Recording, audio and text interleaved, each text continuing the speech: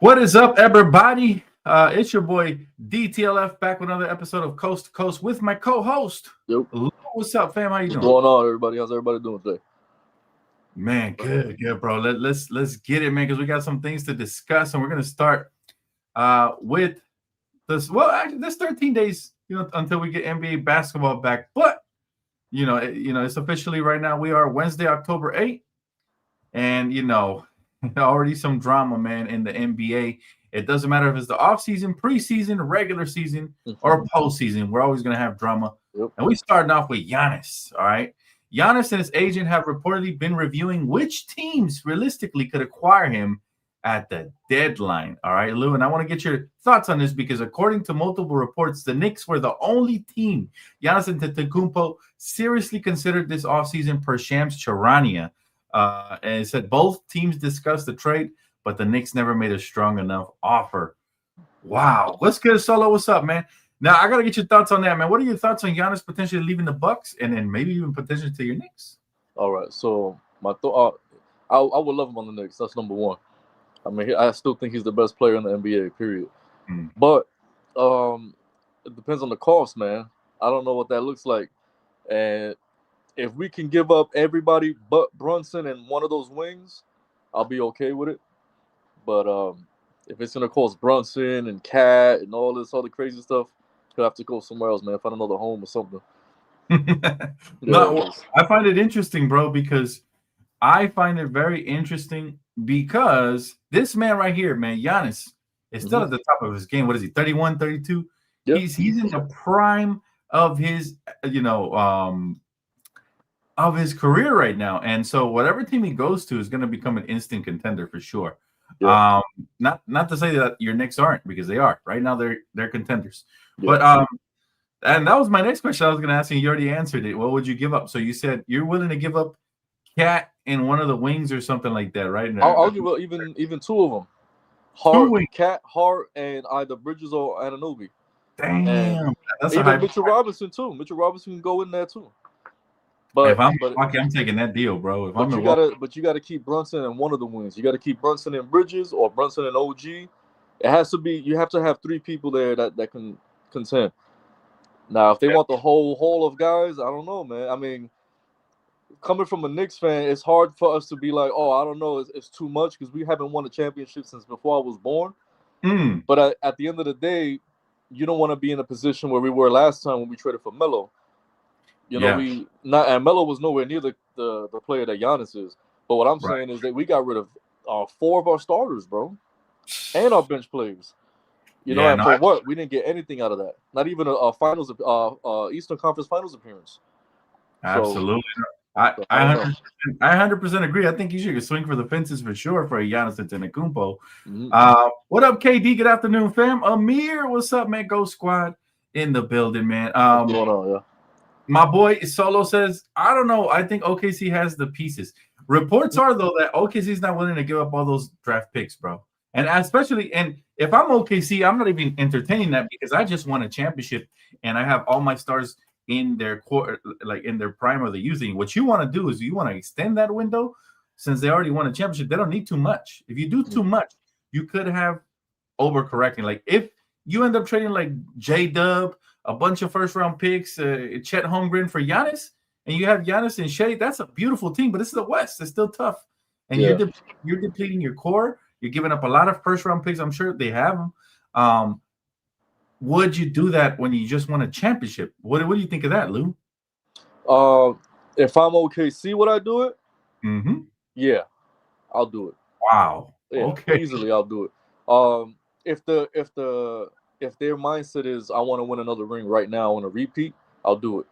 If you're trying to build a dynasty for the next 10 years, I won't do it because obviously Chet and Shea and Jalen, they're all together, Right. But real quick, I wanted to add, I'm not sure if this is still true, but I know he mentioned one time, allegedly, Giannis mentioned that he wanted to play for a no-tax state, like a no-city tax state, right? Yeah. Yes. Obviously, Houston's out of that running now because they got Durant. I don't think San Antonio is the right fit because they're young and he's championship ready. I was thinking if maybe Orlando, man. You don't think the Magic will have a chance to get him? They got all the pieces. They got the picks.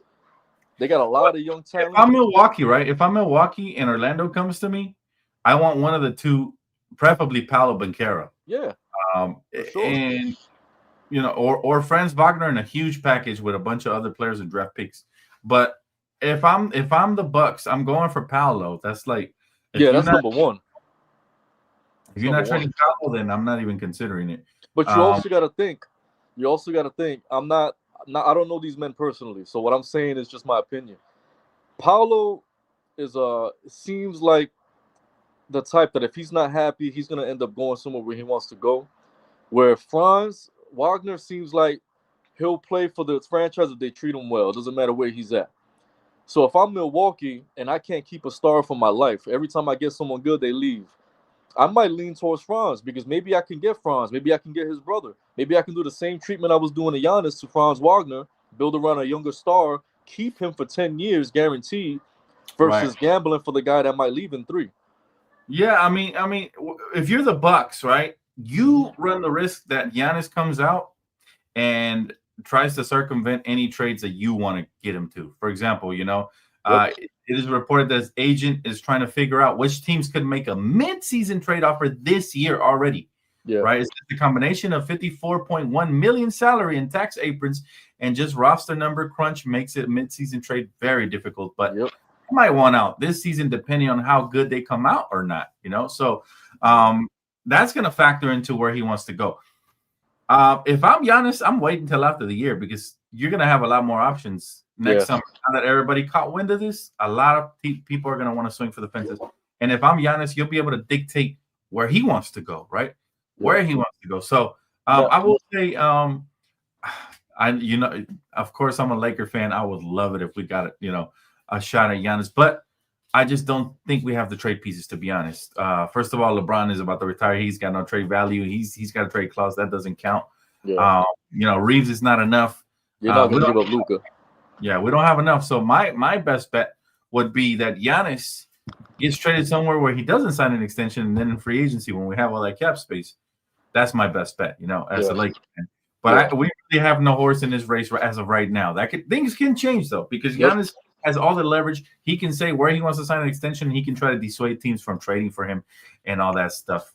My guy Solo says, I wonder why Giannis waited so long. Do you think it makes a trade even more difficult? First off, Solo, I want to say thank you very much, bro, because you've been a member of this channel, this community for 12 months, bro. So thank you so much from the bottom of my heart. Appreciate it. Yeah, that's nice. Yeah, man. Day one right here. Day one Solo. He said, so to answer your question, bro, why he waited so long? My bad. Can you repeat the question? Why he waited so long? Yeah, he said, I wonder why Giannis waited so long. Do you think it makes a trade even more difficult? Oh, okay. But yeah, you're right. The money definitely. And he wanted that extension for sure. Now he's eligible for another one before this one's over. So he can make so much money, man, and the CBA continues to go up. So it kind of lined up perfectly. But money aside, too, I think it has to do with the franchise hasn't. They've been telling him one thing and doing another for too long, man. Way too long. He wanted Drew Holiday. He said, do not trade Drew Holiday. They went and traded for Dame. He didn't want his coach fired. They fired the coach anyway. There's a lot of stuff that they were doing because they wanted to save a penny versus trying to help him win another championship. So, I mean, that could play a factor too, man. Like, I'm done with this. I can't waste my time here anymore. The thing I will say, Solo and Lou, the thing I will say, guys, is that superstars like Giannis rarely retire on, for a franchise like the Bucks. Their stars just shines too bright. Yeah. For them. We saw this happen with Kawhi. Kawhi, they try to keep him humble. They try to keep him a system player, but his star just ended up shining too bright for the Spurs, where he ended up dipping. This is my hope for Wemby, by the way. This is my hope for Wemby, that his star will shine so bright he ends up going to a big market like the Lakers or the Knicks or a big team like that. I know, the casual NBA fan will say, oh, that's not good. All the big markets get the big stars. It's good because they have global brand and recognition. You know what I mean? Like Giannis is a huge star around the world, but can you imagine if he was a Knick, a Laker, a Miami Heat? Can you imagine how much more recognition he would get globally? Yeah. He's whether it's bad or good, it'll be a lot. Yeah. So and he was, bro. I bought the Giannis shoes, the freak ones and the freak twos, really comfortable shoes, but you don't hear about those as mainstream shoes. You hear about other shoes as mainstream shoes, but not his. Yeah. Why? Because he's in Milwaukee. And let's be honest, man, I want to be polite and shout out to Milwaukee and all that, but nobody gives a shit about player playing in Milwaukee. Nope. Come on, man. Let's be honest, bro. And he tried to stay loyal because they did right by him. They drafted him when a lot of teams didn't. They passed on him. What was he, like the 11th pick in the draft? And he was able to bring his family over and all that good stuff. If you saw the documentary, And so he tried to stay loyal to them. But what happens is that star just shined too bright for Milwaukee. Yeah. And at the end of the day, players like that, they're gonna try to seek a bigger market, especially basketball, man. Like other sports can get away with it. Like Green Bay's a huge team in the NFL. What's baseball? What they got the Brewers, I believe it is. The Brewers. Yeah. But those are more chill, more relaxed, calm. Basketball's flashy, highlights, excitement, fast pace, and that doesn't scream Wisconsin, man. That it just doesn't. It doesn't. Like that's why the big cities run the NBA, because it's all about flash and people want to see the stars, and nobody's trying to travel to Wisconsin to watch stars. That's just the facts, man. That is a big fact. Yep, absolutely, man. And like you said, basketball's more glamorous, while football, like Green Bay, big franchise. Football's just blue collar, gritty, But that fits the smaller markets, because that's what they're about. They go home, go to work, go home, watch TV. That's what they want to see. The NBA should be just. I mean, I've been saying the NBA should shrink the league, and there should be 8 teams in the West and 8 teams, and then, but that's never gonna happen. But really, okay, that's an interesting take. I want the NBA to continue to grow, man. I want 32. I think it'll grow if they shorten the team. If they cut off a lot of these teams and made them share teams. Like, let's just say, I mean, I know you wouldn't like it, but let's say the Clippers and the Kings just say, you know what, now we're the Lakers, or something like that. You know what I mean? And it'll just be 8 teams and 8 teams. It'll be more exciting. Yeah, it'll be way more exciting. You just said was really blasphemous. He said Kings I know. I'm not saying Lakers. I'm not saying they'll still be the Lakers. I'm just saying like eliminate the Kings and Clippers, and then just it's the Lakers now. You know what I'm saying? Like something like that. Same thing with the Nets and Philly. Philly's a big market, but you know what I mean. You get what I'm saying. Yeah, I know what you mean. Mm-hmm. I want them to keep growing. I want 34 teams in NBA eventually. I like the expansion draft where you got to protect 4 players and everybody else is the more teams. I feel like the more players and the more teams, the more injuries, more games. The fans get spread out, and now it's less fans for each fan base. I don't know. I think I don't know. But okay. Agree to disagree on that one. That's a fair point. So again, let me answer a couple comments here. He said, I think the part of the star shining the player's ego and the organization ability to put quality pieces around their star. Yeah, it's a mix. It's definitely a mix of things for sure. Because just 2 years ago, Giannis was really happy with the Bucks, right? Yep. So that can change over time. Well, as a diehard basketball fan, we kind of knew Giannis wouldn't last forever. This is why we always speculated, Giannis to the Lakers. Giannis to the Knicks, Always speculation, man. Even Giannis to the Warriors has been a big rumor. Yeah, it's not, but it's been a big rumor for years. So yep. Let's see. Darius Ford says, "What's up, my friend?" He said, "I got Giannis Cream City edition jersey 5 years ago." Cream City is crazy. I'll be honest, man. I'm a big Giannis fan in 2020, 2021. When was it when he won the championship? 21, 22? I believe so, yeah. I almost bought a jersey, but I couldn't get past the ugly green Milwaukee colors, man. I can't do it, bro. Yeah, I have a vendetta against green. Anything green, sports-wise, anything green, I just don't mess with, man. Now, I'm not the same way because the Mexico soccer team, we got green there. So yeah. For our flag, but outside of that, man, I agree with you. The green that the Celtics and that the Bucks have, those so ugly. Like if there was like a neon green, like a badass green, I would love it, But they have ugly greens, bro. Let's be honest. Like the Celtics have Gerber baby throw up green, what I mean? While the Bucks have like this boring, like dark green. It's horrible, man. It's horrible. What's up, CJ? Good to see you, bro. Good to see you. What's going on, guys? So again, back to the Giannis reports. They said either the Bucks have to work with Giannis on his preferred destination here, or things have to get a little messy, like him demanding a trade to use his leverage of his potential extension as a way to discuss other teams or dissuade other teams from trading for him, thereby creating a path to the Knicks. That's one of the paths that Ian Begley is reporting, right? So it is expected that he'll keep his options open depending on how the Bucks start the season, per Shams as well. So listen, guys, keep an eye on Giannis Antetokounmpo. And I called it during training camp. I said he made some interesting comments that I'm thinking, and even before these reports came out, I was already thinking, oh, this might be it for Giannis. He might be done with the Bucks. First of all, he didn't show up to training camp. That's number one. That's the first time ever in his career. Supposedly he was sick. I doubt it.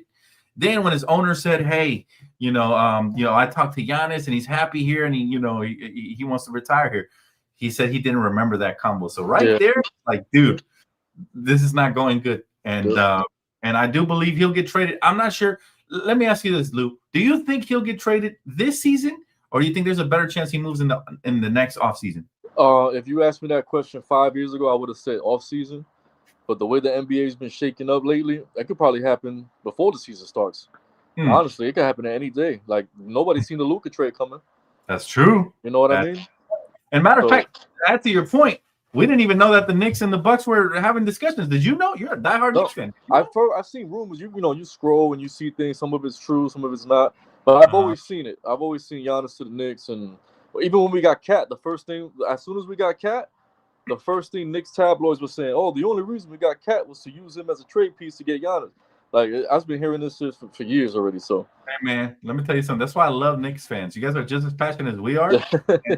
You're constantly hearing rumors and creating. Happen for sure, man. That's awesome.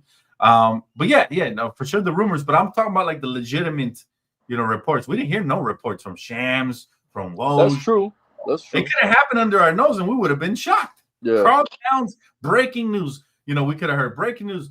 The Knicks trade Karl Towns, Mikal Bridges, and multiple first or second round picks for Giannis Antetokounmpo. It would have blown our tops off, bro. I don't think anybody would see that coming, right? So you're right. I do. To add to your point, I do think it could happen at some point this season. And but man, like nothing would surprise me anymore, bro. I just hope he doesn't go to one of the teams like these, the Clippers, the Celtics, the Nuggets. No team like that, please. He ain't going to the Clippers though. After what happened with Ballmer and Kawhi, he's not going over there. But you know what? I don't know if I would like it. I know you would hate it, but if he goes to the Warriors, bro, I don't know, man. I'm just saying that rumor's been sparking for almost 10 years now, man. I'm just saying. What would they give up? They don't have anything outside of Curry.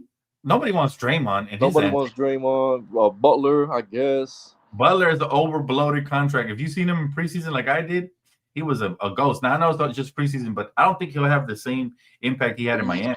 Yeah, I don't think they got anybody worth a damn. Like, Kuminga's good, but he's not Giannis good. I think the Lakers have a better trade package than the Warriors, we're being honest, bro. We got Austin Reeves. We got a first-round pick. We got Dalton and all that stuff, man. Solo has a question here. He says, do the Knicks have what it takes to make it happen? This would be a massive deal. Is New York ready for that pressure? Yeah, they got what it takes. They have the pieces. It's just, are they willing to give it up? Because Mitchell Robinson, he's a double-double guarantee. He just had 16 rebounds in like 15 minutes in the first preseason game. Yeah. You could throw Mitchell Robinson in there. You could throw Josh Hart. You could throw OG Anunoby, Cat. That's 4 players right there. Mm-hmm. And some picks. And you could even throw a young guy like Dadier or some one of those young kids that we got. You could throw 5 legit guys at them with picks and still keep Brunson and Bridges or Brunson and OG and make a run for it. But it's if they're willing to do that. I don't know. I don't know if either team. I don't know if the Bucks wants that. I don't know if the Knicks want to do it. But it's possible. It will be fun. The Knicks are my second favorite team, and I would love Giannis on the Knicks. That would be exciting. Yeah, that would be tough. If we can run them at the 5, that would be tough. Brunson and Giannis, man. Oof. That 1-2 punch alone is going to be dangerous. That's what I'm saying, but it's key. You got to keep one of those wings, though. You have to. You can't go in there without one of those wings. Wow, man. Well, we had fun talking about Giannis, but it's been about 20 minutes, so I'm going to shift the topic of conversation for a little bit. Let's talk about LeBron James. He recently came out and dropped an ad. Now, he was teasing like it was going to be potentially retirement. We kind of I'm sorry, I seen that. He was like sitting down next to someone, right? I said I didn't watch it, but I know what you're talking about. So he said, "Oh, the second decision, hashtag the second decision." A lot of us knew. We kind of felt in our heart of hearts, like we didn't know for sure, but I made a video about this, and I said most likely it's an ad, and it was exactly what I thought. You know, he said, "Oh, this summer I'm taking my talents too," and then he's talking about some beer, some liquor. Well, Stephen A. Smith had something to say about that. You know, Stephen A. Smith hates LeBron. He hates him. Yeah, he hates him. He said, "This is what Stephen A. Smith had to say when he called out LeBron for his ad." He said, "If you play like garbage at any point in time, when it really counts, I'm going to think about the Hennessy commercial and wonder if you were drinking sometime before the game." All right, this That's is what just a stupid comment, man. Stephen A. just reaching, bro. Let's be honest. Let's be honest. Comment. It is annoying. Let's be honest. It is annoying that LeBron leverages the attention he gets because he knows he gets all the attention to do ads. It is annoying, but hey, it's his decision. You know, he can do whatever he wants, man. He's making money out of it. I'm not mad at him. Am I a little annoyed that it happened 2 times this summer? Sure, because you know he runs the risk of running the boy who cried retirement, and nobody will listen to once he actually does it. But let's be honest, this is LeBron James, man, and you know he's making all the money he can before he's out of the league, bro. Right now, he's smart, actually.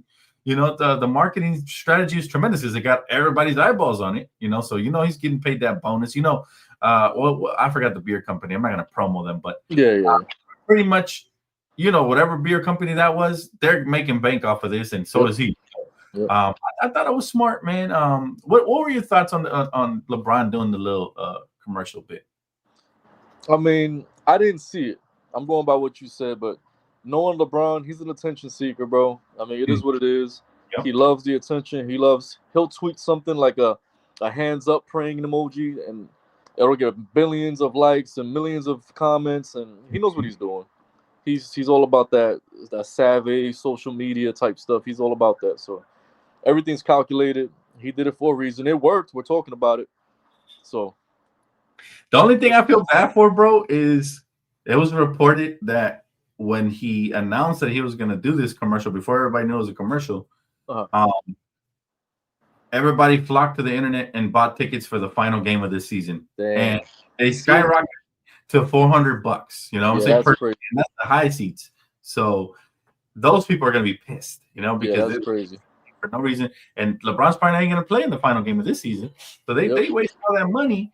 They're probably going to see a bunch of G leaguers close out the season by then. Hopefully, you know, it'll be under control by then. But LeBron, I hate to say it, but LeBron doesn't think about anyone but himself, man. It's been like that from day one, man. It's been like that. So I'm not surprised. Well, I mean, he's got the right. I won't critique him too much on that because he's got his right.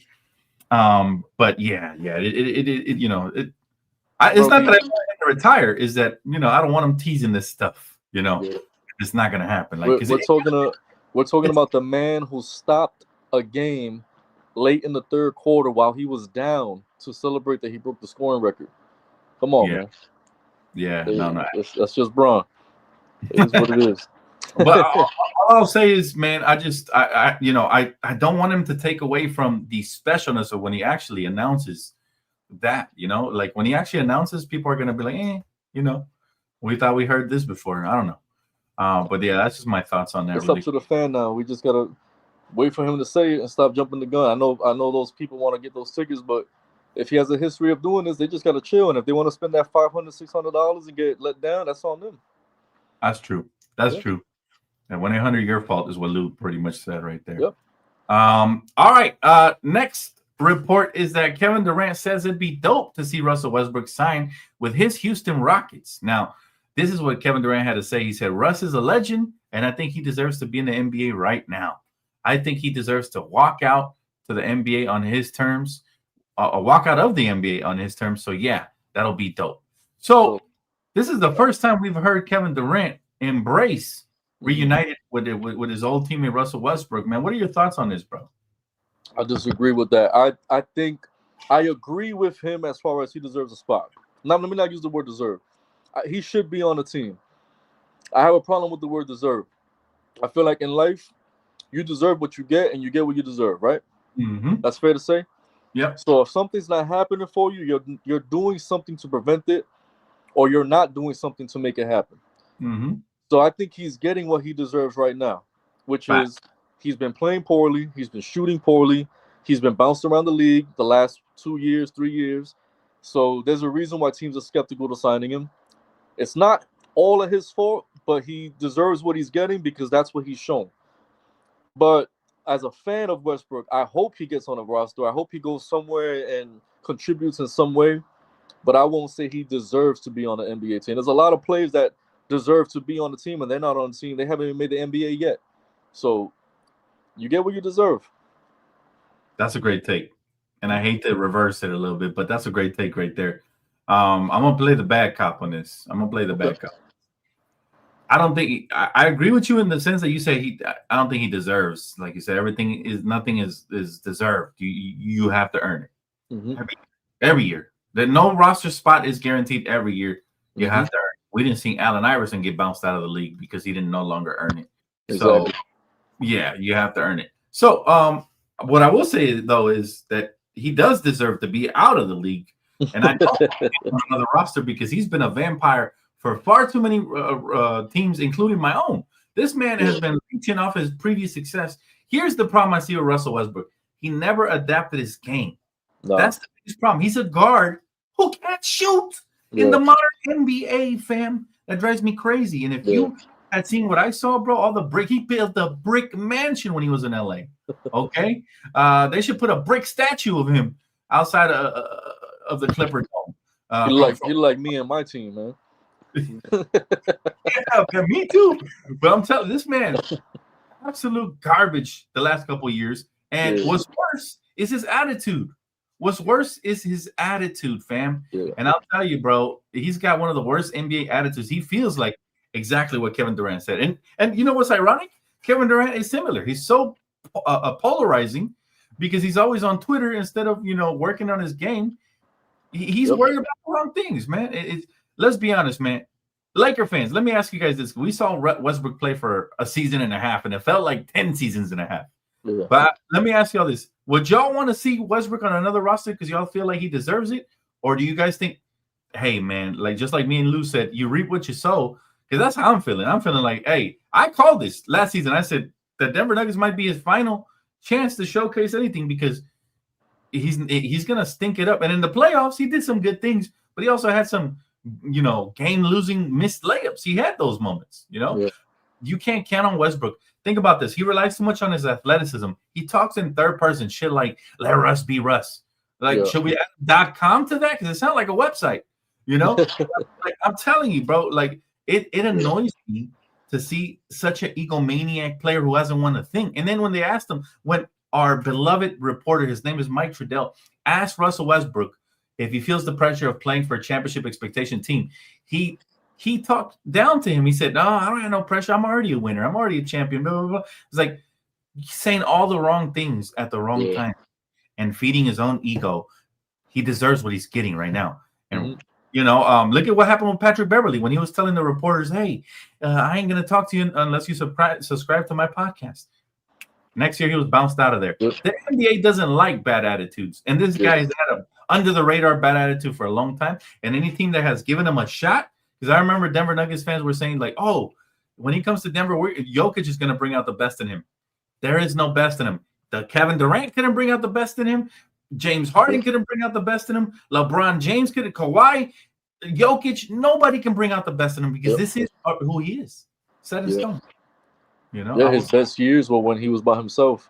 Yeah. With role players. That was his best years. And even then, he fooled me because I thought he was a better player. I thought his triple doubles would amount to something. Turns out he was just stat padding, bro. Yeah. And those are some of the worst kind of players in the league for sure. Yeah. Let's see. My guy CJ says, I would love if the Rockets sign Westbrook for nostalgia and also to make the Rockets worse. Count Breakula. I like that one. Right. I like that one. Hey, you see, that's how we feel as a Laker organization, bro. He did us dirty, bro. He ruined the final window we had with AD and LeBron to win a championship. He ruined it. I never understood why he didn't try to develop a shot, man. It's not hard. If you're a pro to that level, it's not hard. Jason Kidd did it. Jason Kidd was never a three-point shooter. He was Westbrook before Westbrook. Triple-double, slasher, layups, all that crazy stuff. What happened with Dallas, right? He went to Dallas, became a three-point shooter. Right. Became a spot-up, essentially. And Westbrook could have done the same thing. I guess he doesn't feel he needs to, which plays to what you just said, his ego. It's And my unfortunate. guy right here says he should be on a roster. He said there's some bozos in the league. But you know what separates the bozos from him? You want to know what separates the bozos from him? Is that those bozos don't take away from an organization. They might stink and ruin their own career, but they're not going to become a distraction. They're not going to, create a rift in the locker room. They're not doing none of that. So they're not as big as a liability as Westbrook. Think about this. Russell Westbrook can no longer produce for you as a starter. He doesn't want to come off the bench and he'll give you bad attitude. And he's not going to help you develop younger players because he thinks he's better than everybody.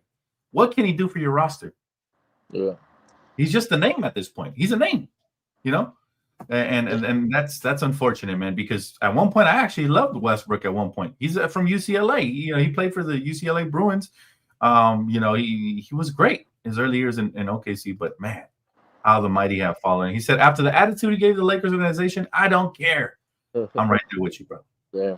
And then let's see. My guy said Westbrook has been in the league for 15 years and has made absolutely no effort to work on his game. That's what I'm saying. That's what I was just saying, man. Yep. You would think he would add something to his game. Yep. He said 15 years in the league and he's still chucking up air balls, breaking layups, and dribbling the ball off his own feet. He's playing an athletic game, but he lost his athleticism. Yep, exactly. That's why he was wedging dunks, bro. He's been wedging dunks for like the last 4 years. Let's see. Solo says you can't be a professional athlete and still be selling bricks. It happens, man. It happens, and that's what happens again when you rely too much on your athleticism. For sure. All right, let's switch topics a little bit, man. Let's talk about Dalton Knecht. Lakers last year, Lakers rookie. This year, the kid is 24, going on 25, and it is being reported by Dan Welke Sports and multiple outlets that the Lakers. That Dalton Knecht is viewed as a negative asset around the league. We're talking about the 17th pick last year. And it says the Lakers will most likely need to attach another asset to move him. Okay.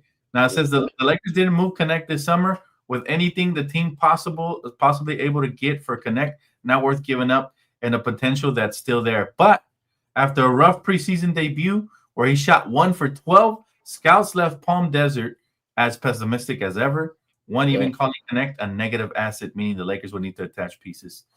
Now, bro, I saw this coming. Because this dude is playing his way out of the league. We traded him last year, and then the trade got rescinded because the Lakers, the physical, whatever, with Mark Williams. But this kid, bro, has mentally checked out, and he's playing like an absolute scrub. The one thing he could do coming in was shoot. If you're 1 for 12, that's the only thing you could do. You don't play defense. You're not using your athleticism to get to the rim consistently. He can't dribble for lick.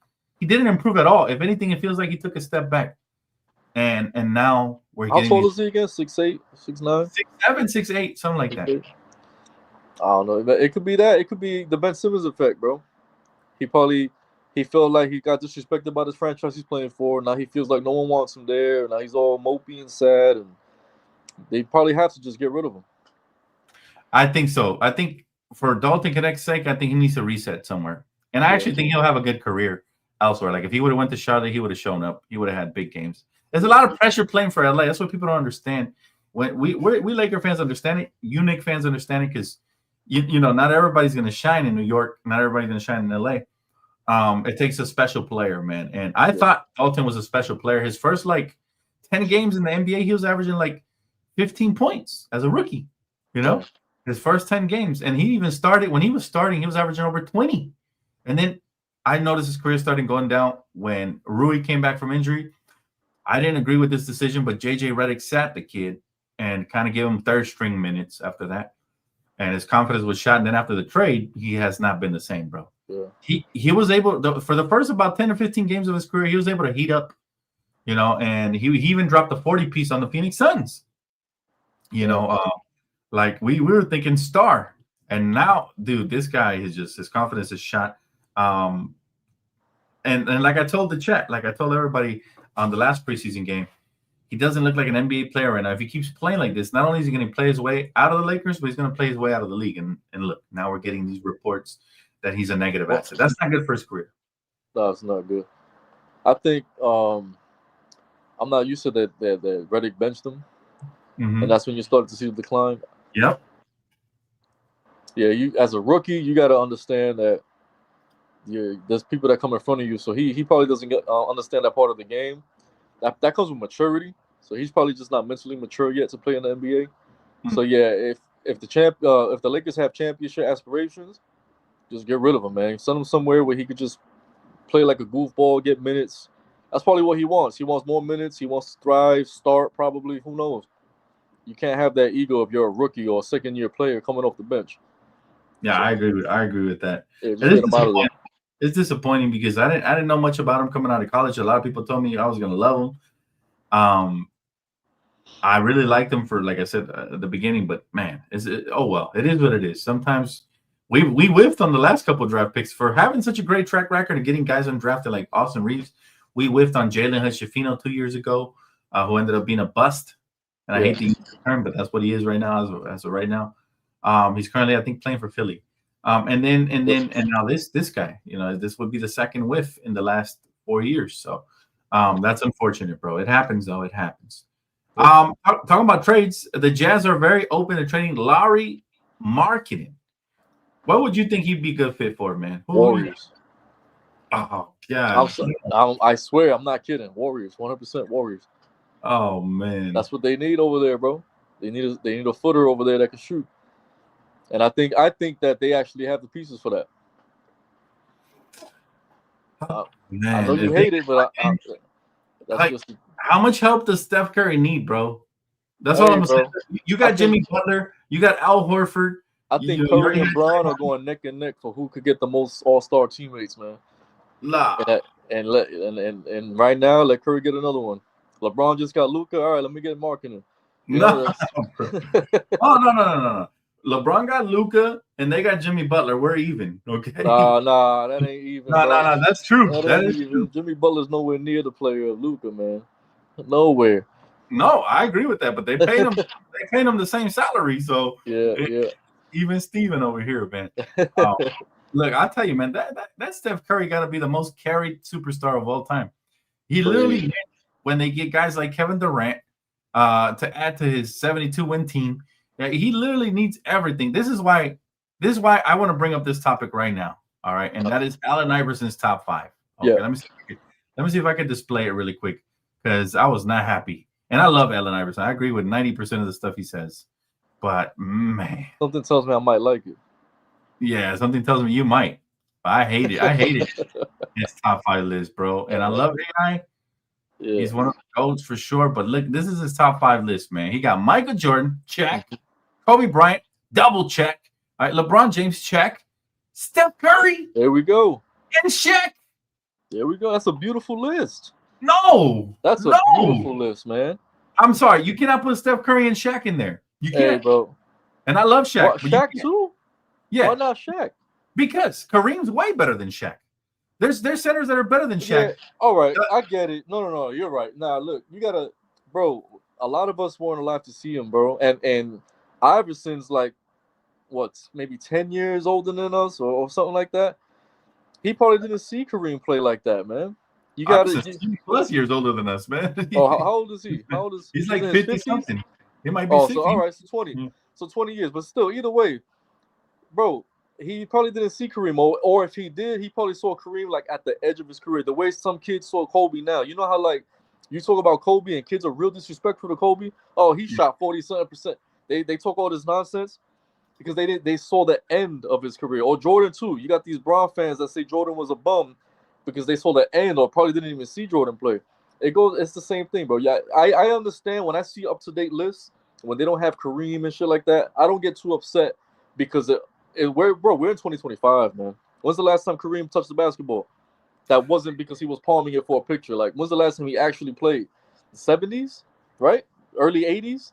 Here's my thing, bro. Here's my thing. I can give you Shaq. I can let you slide with Shaq for the exact argument you just made. But Stephanie Curry? Man. Bro, Stephanie Curry is a one-way player. Bro. Every player on this list is a two-way player. And that's what makes him so great, bro, is because he's a one-way player that dominated the NBA. I cannot give you Steph Curry over the greatest point guard of all time, which is Magic Johnson. No fucking way. I cannot give you that. I can give you I can give you Shaq. I'll let you have Shaq. That's fine. That's fine. You can have Shaq because, like you said, he was the most dominant. Okay, fine. Curry is an abomination, man. It's an abomination to any top 5. If you have Curry in your top 5, that is an abomination. And I would think Allen Iverson knows better than this, man. I disagree, man. I disagree. Curry literally changed the way people come up and play the game. And it isn't a good thing because no one's Curry. People want to be Curry, but they're not. But, bro, we've never in our lifetime and probably never will see another player as great as Steph Curry when it comes to shooting the ball. Seriously, bro. Like, I know you don't like him, but it's the truth. He's literally the best. He's the best player ever on the planet to do the number one thing to do with the basketball. The goal to play basketball is you take the ball and you get it in the hoop. He is the best player ever to do it. Literally, bro. Like, I'm not. No. Yes. He's the best 3-point shooter ever, period. 3-point shooter. That's where it ends. But that's what the league is now. The league's a 3-point league. It's a 3-point league. He's not the clutchest. He's not the best to score over double and triple teams. He doesn't have the best footwork. He doesn't, But have you seen his shots, the shit that he's made? He's an amazing shooter. But you know who else was an amazing shooter? Ray fucking Allen. He's in nobody's top 10 list. They're not on the same level. Yes. Curry is a glorified Ray Allen with a dribble and a playmaking ability. Let's be honest. Give you that. 90% of Curry's shots come off of a screen. Am I right or am I wrong? Yeah, but he not 90%. A lot of them do, but he also creates, bro. I've seen him ISO people break their ankles and shoot the ball, or even going for a layup or a floater. He's a great, amazing shooter, and scorer. And I give him scorer too. Okay. Yeah, scorer. His name is Chef for a reason, bro. He cooks. To save his life. That in itself puts him outside of a top 5 for me. Top 10, I'll give it to you. Bro, top 5, hell no. He cannot rebound. Weakness. Look at all the weakness. I'm just gonna name some weaknesses. Can't defend. Not a great rebounder. Okay. And he's not clutch. Let's be honest. Steph Curry is a regular season merchant. How many game-winning 3-pointers has he made in the fucking finals? I remember him choking versus in the finals. I don't know. I will have to look it up. I'm always gonna remember Kyrie hitting that 3 when Steph couldn't. Steph missed like 5 threes in a row in that game 7. Otherwise, LeBron would have 3 championships right now. Okay, I literally used to like Steph Curry till that finals. That is where he showed me who he is. Steph Curry is a glorified Ray Allen with a dribble, a playmaking ability, and a floater game. That's what he is. I can't. 85% of the threes come behind screens. Look, Luka could pull up in people's face. Kobe could pull up in people's face. Jordan, the greatest players of all time, nobody can stop them. I've never seen a player draw so much attention off the ball in my life, bro. In my life, never. I've never seen someone where the whole team is like get him, because he's that lethal. No one's ever done that, bro. He's lethal. We got to also give credit to Steve Kerr because that system, all those screens. Yeah, I will give that. Yeah, every coach that coached a great player deserves credit because the triangle too. A lot of players wouldn't have adapted to that triangle. It took a coach, a special coach, and a special mind player that had to adapt. So every coach is gonna get credit. But bro, no one you can't. There's no one in the world you can tell me, man, take Steph Curry out that system and put in X, and he'll do the same thing. That's a lie. Take Ray Allen out, man. Put Ray Allen at point guard and have him running through screens. And he's not Curry. Put Damian Lillard, no. Put Damian Lillard in his prime on that Warrior team. No. Damian Lillard has never been as efficient as Steph Curry. Ever. Well, that's because he's never been on a great team like Steph Curry. Bro. Listen. I know your hatred for Curry runs deep, but bro, he's special, man. I'm sorry, I can't. He's special, but he's not top 5 special. I won't give him that. I'll never give him that. For me, a top 5 player has to be damn near perfect. And to be honest, when I look at Shaq and I look at Curry, they both had hella weaknesses.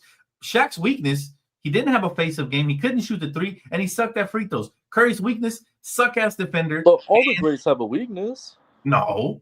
Yeah, Jordan couldn't shoot for his life unless it was a midi. LeBron can't shoot. LeBron shoots terrible from mid. Wait, Jordan can shoot for his life? From on middies, yeah. I'm talking about from 3. He couldn't shoot 3 points for his life. There was one year he shot good. That's a semi-weakness, but not really. Because there was 1 year he shot good from the 3, and it's because they moved the 3-point line a little closer. You remember that? I think Jordan was so great that if he would have played in this era, he would have adapted his game and would have been shooting more 3s. He might have. I don't know. But he might have. I think he would have, but we I don't don't know. think he had a weakness though, bro. I don't think he had a weakness because if push comes to shove, he would hit a game-winning three. Here's the thing, right? Yeah. LeBron, you could say his weakness is free throw shooting or not wanting to take the shot at the end of the game, right? But is that really a weakness? If we look at his overall game, he can shoot, right? He can rebound. He can defend. He can attack. He really, in the core of it, he doesn't have a weakness. Kobe Bryant definitely didn't have a weakness. He could shoot his free throws, the threes. He had it all. You know what I mean? Now, if you want to say Curry is a better three-point shooter than all of them, I give you that. Yeah. I give you that. And you know, but to say that he has the same weakness that these other guys have, no way. First of all, Curry, he can score off the dribble. He can. But more times than not, he will score off of screens, which credit to Kerr. If you have an elite shooter, you're going to draw plays for him. That's normal. I'm not going to penalize him for it. But we're talking about the level of magnitude that like a Kevin Durant, a Carmelo Anthony, a Kobe Bryant, a LeBron James, those guys, they could elevate over anybody. And Solo made a good point. He said all those guys are taller than Curry.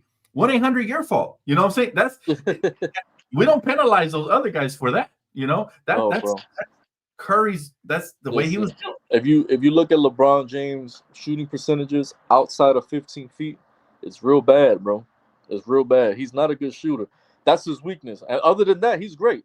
Kobe Bryant didn't have a weakness except for rebounding. You said Curry wasn't a good rebounder. Neither was Kobe. Kobe had like no. Kobe had what was Kobe's average? Like 4. I'm telling you right now. Kobe Bryant, it was over 5 for sure. It was like 5 or 4.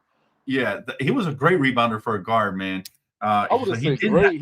He could rebound, but it wasn't great. It wasn't a strength. He has game-winning rebounds, bro. But it wasn't a strength, though, is what I'm saying. He averaged 5.2 rebounds per game. What guard in today's NBA is averaging 5.2 rebounds per game? The better ones. Just good ones, yeah. Just the good ones. Yeah. So that was Curry. All right, so now what's Steph Curry's rebounding? He's 6'2", by the way. I'll tell you right now. He's probably like at 2 or 3 a game. At 6'2", I know for a fact he's averaging more than 2. There's no way he's averaging less than 2 for his career. 4.7 rebounds per game in the regular season, and let's Come on, bro. That's for 6'2". It's all right. It's okay. But in this modern NBA, there's more shots being jacked up, so there's gonna be more rebounds. No, but what I'm saying is, if you look at his stat line compared to Kobe's, and you didn't know their height, you would think that they are both about 6'5", 6'6" guards. He's a guard. Here's the difference. The difference is that we weren't jacking up shots like that in Kobe's prime career. We didn't have 200 plus shots a game. Hey, but that's not. Hey, you know what? 1-800 your fault. That's not Curry's fault that they want to beat Curry and they can't beat Curry. Even with less shots, Kobe was averaging more rebounds with less shots. Bro. And even when playing with a dominant bigs, Kobe was averaging more rebounds. Bro, Curry is taking advantage of. Curry is taking advantage of everyone in the league trying to beat him. Go ahead, Trae Young. Shoot that 35-footer. I'll be right here to get the rebound. I need to get my 4. Bro, if I play in the NBA, I average 4 rebounds a game now, bro. As much as they shoot, they're clanking them left and right. But why are they doing it? Well, because it's a higher pace. They're trying to get up more points on the board. Because of Curry, man. They're doing it because of Curry. Because everybody wants to be Steph Curry now. But let's be honest. Curry benefited from a system, and that system worked for him. Steve Nash benefited from a system. Unfortunately, he didn't win a championship. This is a copycat league. Had Steve Nash won a championship, he would have been the first Curry. Oh, yeah. First running gun guy. The first guy that everybody tried to copy. But what happened is he didn't win a championship. So because he's not as good as Curry. Yeah, of course not. Not comparing that. But I'm saying, he didn't win a championship, so the blueprint wasn't there. The only reason they copied Curry is because, 1, he was stacking teams left and right. And 2, the Steve Kerr system worked for Curry. You see, but I got to disagree with that, too, because Stephen Curry's first championship, he was the only all-star on the team. He was. Was he? Clay wasn't an all-star? I think Clay got an all-star the second year. He was the only all-star. Matter of fact, he had an all-star on the team, but it was David Lee the year before. Then he got hurt, and Draymond ended up playing for the next season. And then they signed Iguodala, who was an all-star the year before in Denver, but he wasn't an all-star that year. Curry was the only lone all-star on that team, and they won a championship, bro, against Bron. That's a big deal. Here's the thing. All right. Okay. but he still shouldn't be a top 5. Nobody's. I'm sorry, he got too many weaknesses. He's not that guy, man. He's not that guy. Shaq, arguably you could put him there, but I still think there's way better players than Shaq. Yeah. But I think what people should start making lists of is your top 5 favorite players of all time. All-time list, because it leaves it open-ended for conversation. I think the 2 frauds in this list are Curry and Shaq, personally. So who would you put there? Kareem and Magic. Why Kareem? Why Kareem? Kareem had the most unstoppable shot. He was the scoring leader in the NBA. No. I'm sorry, bro. I asked it wrong. Like I know why Kareem. I'm saying for you, specifically for you, because I know you never seen Kareem play. We're talking about the greatest all time, and I know that nowadays they try to water down the accolades. But if we're talking about the greatest of all time, you have to factor in the numbers. You have to put in the numbers. You have to bring in the accolades. And the fact of the matter is that Kareem is a 5-time champion, while Shaq is a 4-time champion. Okay, that's the fact in the matter. And not to mention that Kareem Abdul-Jabbar, he was a champion in every level that he got to, right? In college, champion, right? National champion. NBA, champion. Like, Kareem is just one of the GOATs. He always should be. And let's be real. If LeBron didn't have the longevity award, Kareem would still be the scoring leader. If LeBron had retired 3 years ago, he wouldn't have broke the record. He is the ultimate winner. And matter of fact, a lot of people might argue he is the GOAT.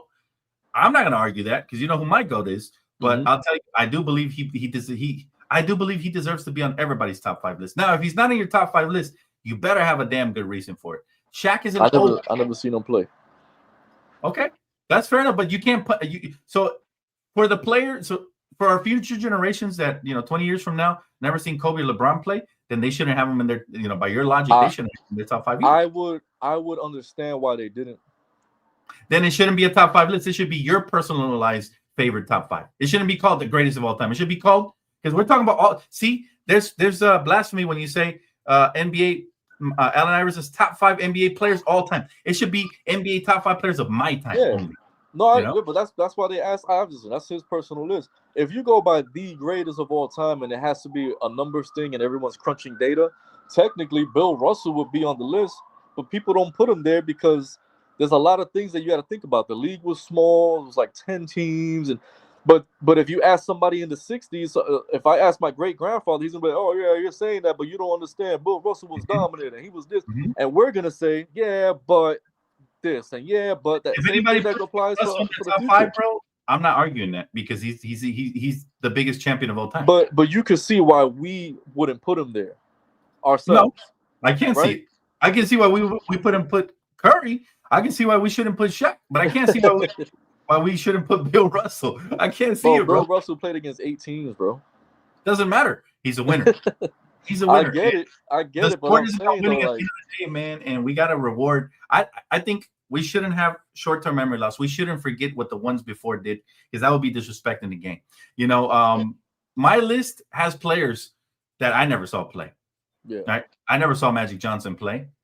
Except for like maybe I was too small to remember Magic Johnson playing. My brother saw him play, all right. But I still have him in my top 5 because he's the greatest point guard of all time. Women lie, men lie, numbers don't, right? I gotta have Kareem up there because he's the greatest center by position, and again, one of the top 3 players ever.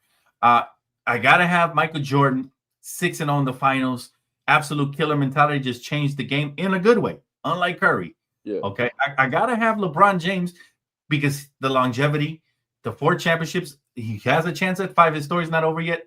The broken records, everything he's done, right? Also changed the game. But LeBron changed the game in a bad way, man. How so? He created the whole dynamic of people leaving and joining forces. It was him. He was the creator of that.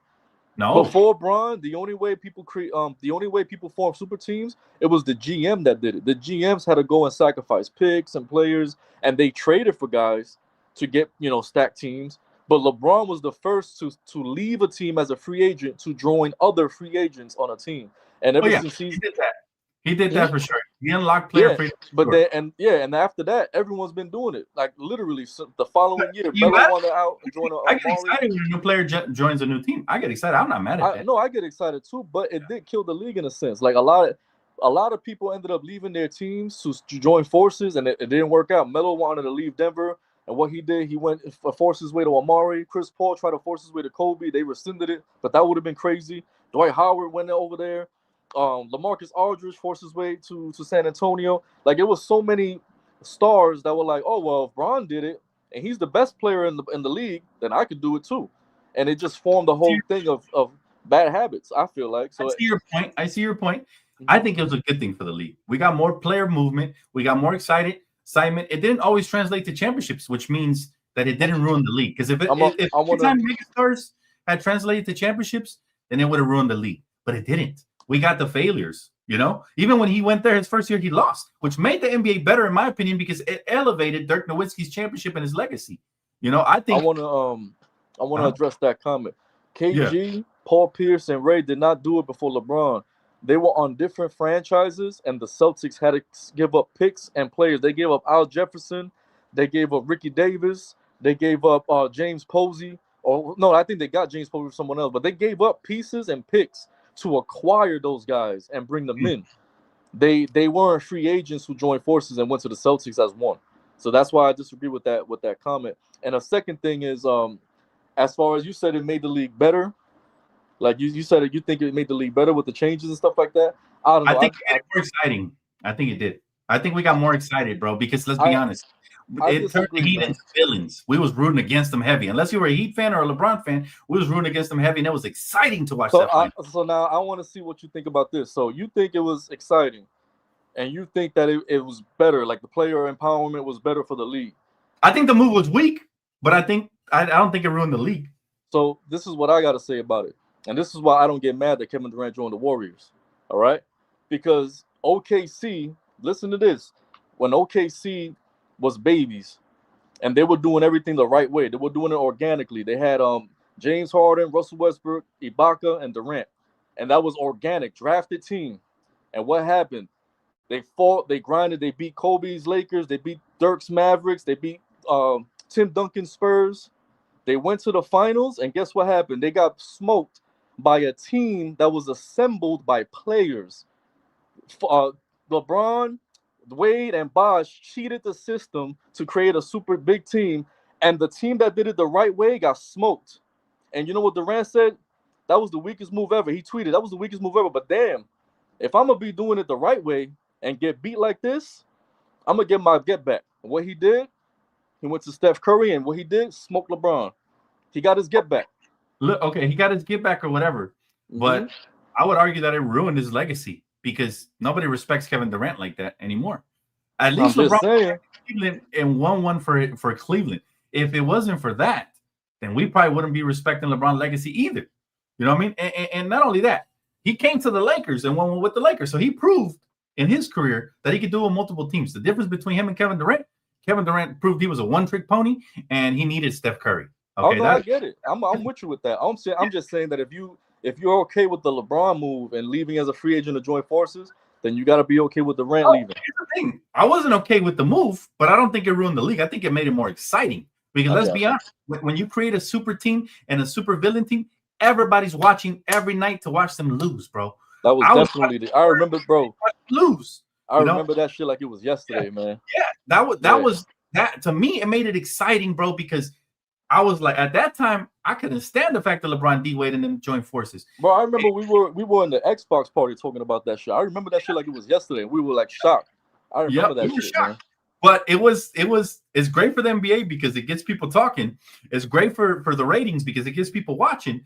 And I think, I can't really call that ruining the league. Now, the Kevin Durant move was weak as fuck too. Both of the moves were equally as weak, in my opinion, but the Kevin Durant one was weaker because you had just got beat by that team, and you had just promised your own team that you were going to get revenge, only to turn around and join them. Yeah. And that was a 72-win team. That was probably one of the most stacked teams of all time, if not the most, right? Yeah. So that's why I look at Kevin Durant's move as even weaker than LeBron's. That's 100%. I'm just saying it's justified. As far if you look at Durant's mindset, it's justified because he wanted to get his get back on Bron for what Bron did to him. But I still think they're both weak. Yeah, 100%. And Durant is weaker because you joined. Not only did you join forces with a star, but you went to a championship team that just came off fresh off a championship. So yeah, it is 100% worse. But I'll say this though, because both of the moves to me were equally similar as weak. One player redeemed his arc and elevated himself above the rest. The other player hasn't won shit. That's the difference between LeBron and KD. At one point, I remember there was a conversation that who's better between LeBron and KD, right? And this is why was saying KD. Go to Golden State to stay in that conversation. He had to go there. Saying KD too. There was a lot of people saying KD. Yeah, LeBron dusted him when he proved he can win with multiple franchises, while Kevin Durant proved he couldn't even get back to the finals by his stuff.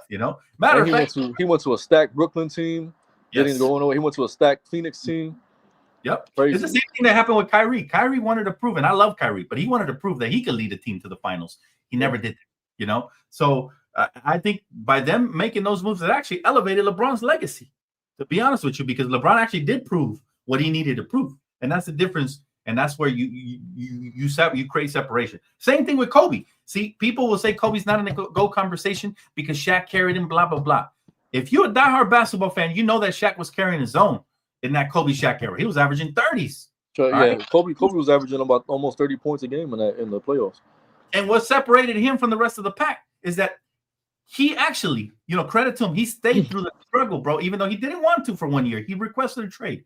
But he stayed through the struggle, and he rebuilt another championship with a different superstar, and he proved to the haters and to the world that he can do it for multiple Lakers teams. That's what LeBron and Kobe have in common. They both did it for multiple teams. Kevin Durant didn't do it for multiple teams. Steph Curry did. Sure. I'll tell you, the one thing that pisses me off about Steph Curry and all his championships is that they were always stacked. They were always stacked in those championships. Not the first and last one, though. Bro, the first middle ones were. He was stacked the first one too. People forget that Monte Ellis traded for Bogut, who at the time was considered borderline player. Now he didn't play like that for Golden State, but he was crucial. Then they traded for Iguodala, who was a multi-time All-Star. So they had Clay, Draymond, Curry, Iguodala, Bogut. Then they acquired Sean Livingston, who was being compared to Magic Johnson in his early years with the Clippers. They had David West too. And David West, they were stacked. And Mo Spites, that team was stacked. Every team that Curry's ever won has been stacked. Every team. Now let's go back and look at the teams that Kobe won with. It was Kobe, it was Gasol, and it was a bunch of role players. Okay, let's be honest. There was nobody. Odom was good, bro. Come on. Odom was good. Odom was good, but he was a borderline all-star. I think he had only made like 1 or 2 in his career. He wasn't like like Kevin Durant. And Bynum had like 2 good years in him, but that was it. Yeah. But the bottom line is Kobe won with a respectable team. It wasn't a super team, no matter what nobody says. It was Kobe and it was Gasol who had an accomplished before teaming up with Kobe. No, I don't think those are super teams. So to me, a super team is when you got 2 first-team All-NBA talents or more on the same team. And Pau Gasol was never a first-team All-NBA talent, so I can't consider that a super team in my opinion. That's just how I see it. Like that's why when you look at Wade, Bosh, and LeBron, those are 3 first All-NBA team guys, man. That was ridiculous. And same thing for the Curry team with KD.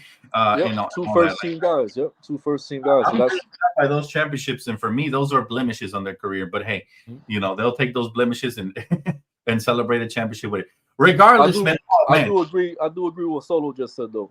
Bogut was injury prone, and Clay was not Clay yet. Clay was an all-star Clay that first championship. That is true. Yeah. And Draymond wasn't Draymond either. He was averaging a triple single. Yeah, well, I'll tell you, bro. I'll tell you, man. At the end of the day, regardless of what we think, one thing's for sure, and I think this is a fact: Curry does not belong on anybody's top 5 list. That's it, bro. He's on mine, man. He's on mine, man. He doesn't belong there. He'll be on yours, but he don't belong there, man. And I hope somebody comes and rips him because we have revisionist history, bro. That's what it is. This is why people don't respect Magic like that. This same revisionist history that this current era is disrespecting the previous players with will come back to haunt them. And there'll be a new player that comes along and rips Curry right out of anybody's top 10. I got that list that Iverson has is my exact list outside of Shaq. I got Duncan at 5 versus Shaq.